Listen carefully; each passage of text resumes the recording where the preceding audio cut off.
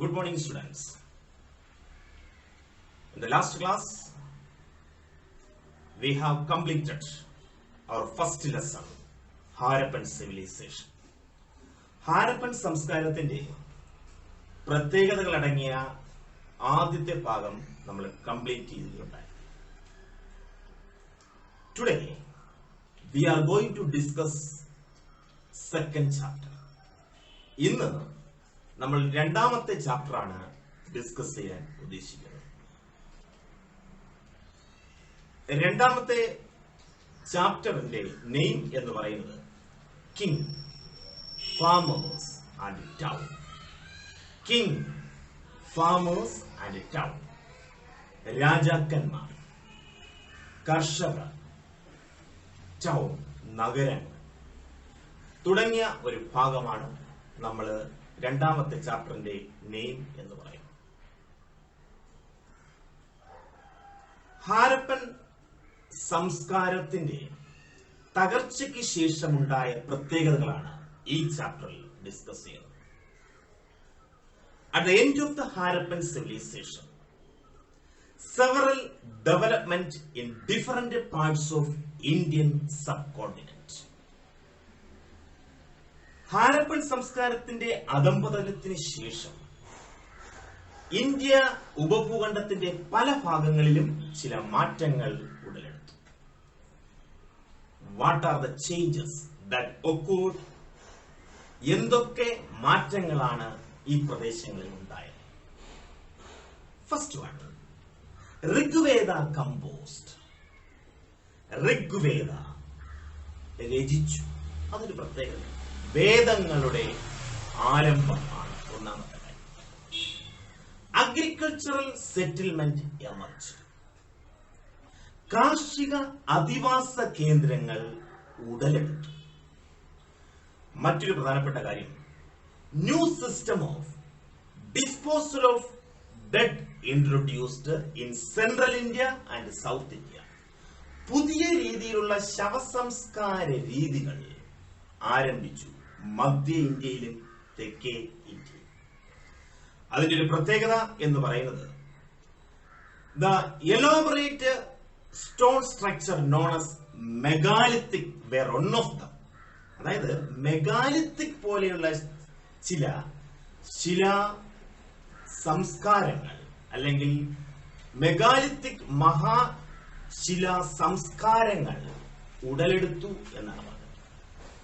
In addition to this, ഇതിനെല്ലാം പുറമെ ചില ഡെവലപ്മെന്റലുകൾ, some of the developmental in the formation of states, empire, kingdom, രാജ്യങ്ങൾ, സാമ്രാജ്യങ്ങൾ എന്നിവയൊക്കെ ഉടലെടുക്കുന്നതിനും കാരണമായി തീർന്നു after the decline of Harappan civilisation.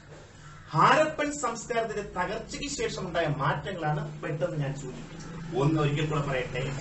ഒന്നാമത്തെ കാര്യം ഋഗ്വേദത്തിന്റെ രചന. രണ്ടാമത്തെ കാര്യം അഗ്രികൾച്ചറൽ സെറ്റിൽമെന്റ് എമർജ്ഡ്, കൃഷി അധിഷ്ഠിതമായ അധിവാസ കേന്ദ്രങ്ങളുടെ ഉടലെടുക്കൽ.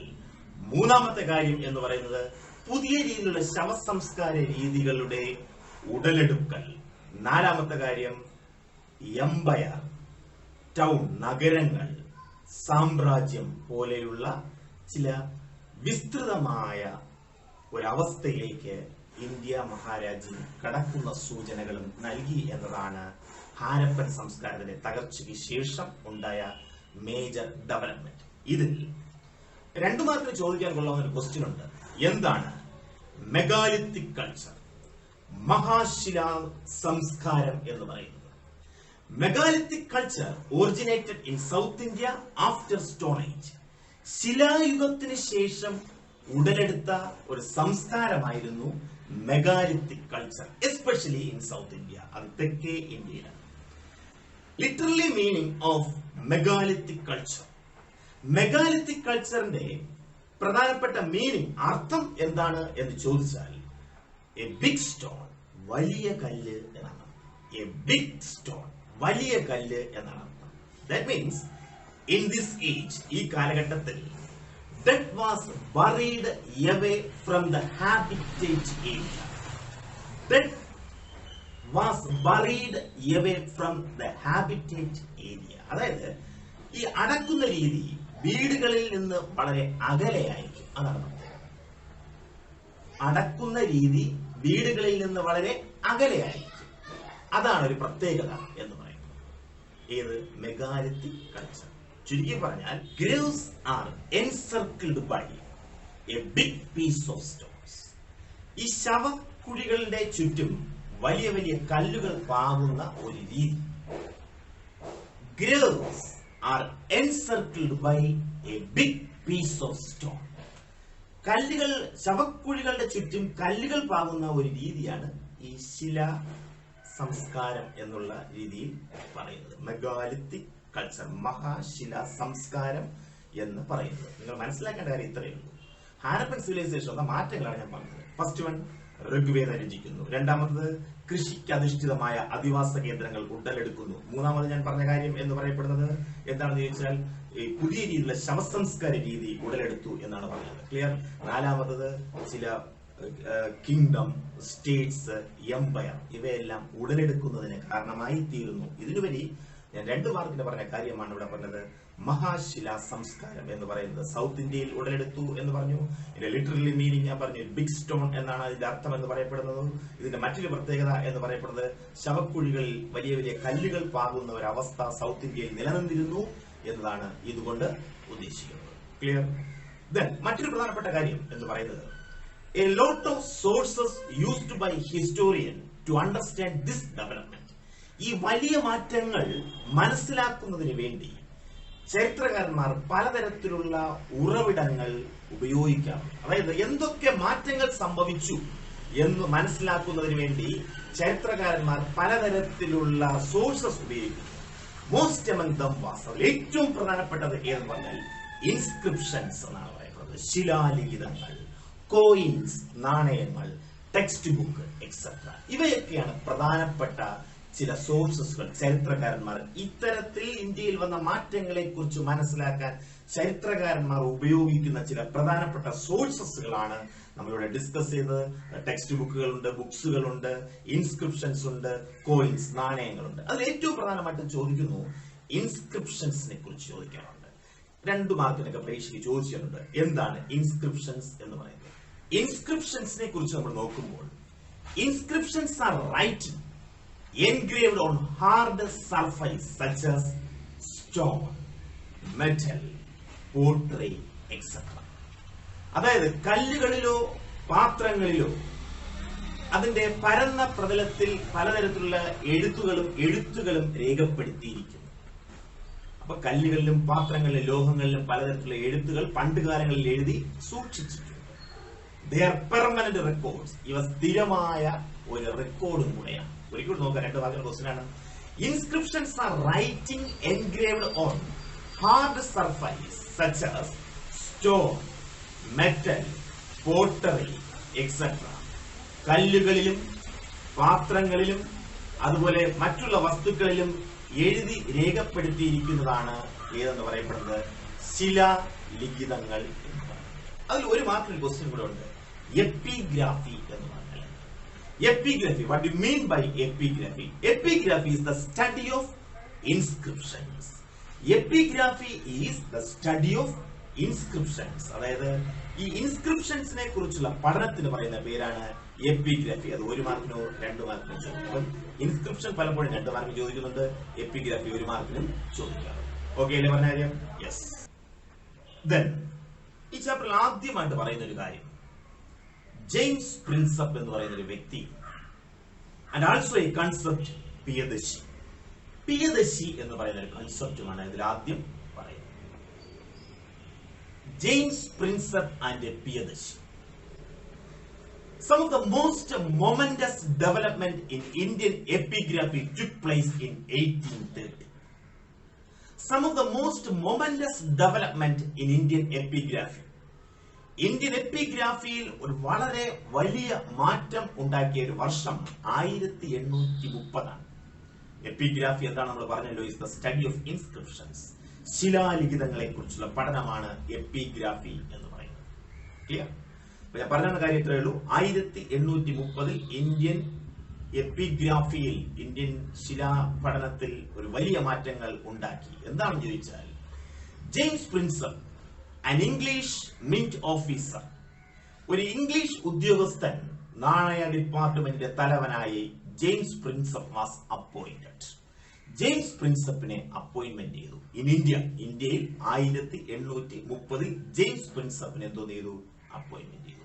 ഹി ഡെസിഫേർഡ്, അദ്ദേഹം വ്യാഖ്യാനിച്ചു. അദ്ദേഹം വ്യാഖ്യാനിച്ചത് 2 scripts like Brahmi and Kharoshthi script. Brahmi സ്ക്രിപ്റ്റിനെയും കരോഷ്ടി സ്ക്രിപ്റ്റിനെയും അദ്ദേഹം വ്യാഖ്യാനിച്ചു. അതാണ് ഒരു പ്രധാനപ്പെട്ട പ്രത്യേകത എന്ന് പറയുന്നത്. 1830കളിലാണ് ജെയിംസ് പ്രിൻസപ്പിനെ എന്തോ ചെയ്തത്? ഈ 2 ലിപികളും എന്തോ ചെയ്തത്? വ്യാഖ്യാനിച്ചത് എന്ന് പറയപ്പെടുന്നു. ആരുടെ നേതൃത്വത്തിലായിരുന്നു? ജെയിംസ് പ്രിൻസപ്പിന്റെ നേതൃത്വത്തിലായിരുന്നു. Then James Prinsep discovered that most of the inscriptions referred to a king called Piyadashi. James Prinsep കണ്ടെത്തി മിക്ക ശിലാശാസനങ്ങളിലും ഒരു വേർഡ് കണ്ടെത്തി. It is called Piyadashi. Piyadashi എന്നാണ് വാക്കിന്റെ അർത്ഥം. Piyadashi means pleasant to behold, കാഴ്ചയ്ക്ക് ആനന്ദമുണ്ടാക്കുന്നവൻ എന്നാണ് അതിന്റെ അർത്ഥം. കാഴ്ചയ്ക്ക് ആനന്ദമുണ്ടാക്കുന്നവൻ, പ്ലസന്റ് ടു ബിഹോൾഡ്, കാഴ്ചയ്ക്ക് ആനന്ദമുണ്ടാക്കുന്നവൻ എന്നാണ് ഈ വാക്കിന്റെ അർത്ഥം. അപ്പം ജെയിംസ് പ്രിൻസപ്പ് കണ്ടുപിടിക്കുകയുണ്ടായി, ഒരു ശിലാലിഖിതങ്ങളിൽ ഇങ്ങനെ തുടർച്ചയായിട്ട് ഒരു വേർഡ് വരുന്നു. അതിന്റെ പേരാണേത്? പിയദശി. പിയദശി എന്ന വാക്കിന്റെ അർത്ഥം ഇതാണ്, pleasant to behold. Then when this compared to Buddhist text, അദ്ദേഹം ഇതിനെ ചില ബുദ്ധമത ഗ്രന്ഥങ്ങളുമായിട്ട് കമ്പയർ ചെയ്തപ്പോൾ he found that, അദ്ദേഹം കണ്ടെത്തി, പിയദശി was a king called Ashoka. He was a Mauryan king.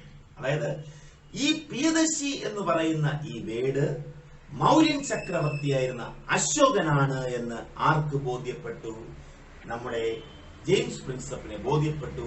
ഈ പിയദശി പിയദശി എന്ന് തുടർച്ചയായിട്ട് ഈ ഇൻസ്ക്രിപ്ഷൻസിൽ രേഖപ്പെടുത്തിയിരിക്കുന്നത് ഫേമസ് മൗര്യൻ റൂളർ അശോകനാണെന്ന് അദ്ദേഹം കണ്ടുപിടിക്കുകയും ചെയ്തു. ഇത്രയുള്ള പ്രധാനപ്പെട്ട കാര്യം. 1830 വളരെ മാറ്റങ്ങൾ ഉണ്ടായി. ഈ മാറ്റങ്ങൾക്ക് നേതൃത്വം വഹിച്ചു വെക്കുകയായിരുന്നു ജെയിംസ് പ്രിൻസപ്പ് എന്ന് പറയുന്നത്. ജെയിംസ് പ്രിൻസപ്പ് വ്യാഖ്യാനിച്ച 2 പ്രധാനപ്പെട്ട ചില ഭാഷകളായിരുന്നു കരോഷ്ടി ലിപിയും അതുപോലെ തന്നെ മറ്റൊന്നെന്ന് പറയപ്പെടുന്നത് ബ്രഹ്മി ലിപിയും എന്ന് പറഞ്ഞു.